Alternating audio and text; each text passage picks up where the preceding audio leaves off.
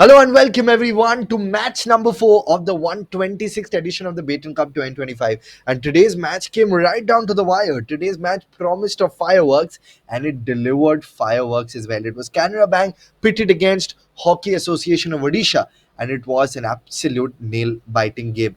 It started off with Canara Bank flexing their dominant muscles early on in the game. They utilized the flanks extremely well and they played the long ball game extremely well over here. Once again, if we see Canada Bank, the red shirts, of course, are wriggling for spaces, finding those pockets of spaces, and then delivering the goods with perfection. That was the first goal as well, when they completely decimated the defensive department of Odisha 11. Once again, we'll see the replay completely unmarked inside the box from the left flank. They put in that ball, and then all he had to do was poke the ball home, and that is how they got that first goal.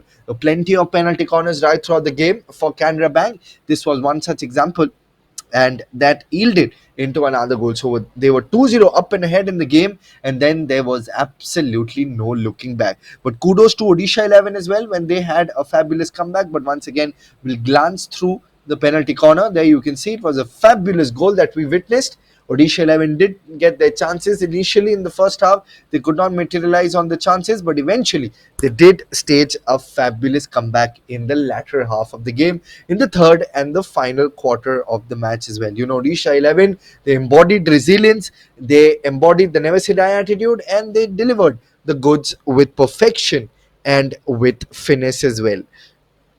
At the Salt Lake Stadium, we witnessed some magic. There you can see once again the goal completely, outfoxing the defenders of Canara Bank. Canara Bank did try their level best to stage a comeback, but they could not, latch on to their defensive fortress in the match. This was, of course, the fourth goal. And the second goal of Odisha 11 once again came in through the penalty corner. So both the goals came in through the penalty corner. This was a sleek little goal. This was a goal that you can watch over and over again because this was a glittering piece of team play powered by the consumer finish. They always say that hockey, penalty corners play a crucial role, and that is what we had once again witnessed. This was a penalty stroke, but never that could, yield the goal. Of course, this was another goal that happened, and then we witnessed the penalty round where, of course, Canara Bank and both Odisha 11 did try their level best, but it was Canara Bank who had won the decider as well. Odisha 11, their absolute juggernaut comes to an end. I call it juggernaut because yesterday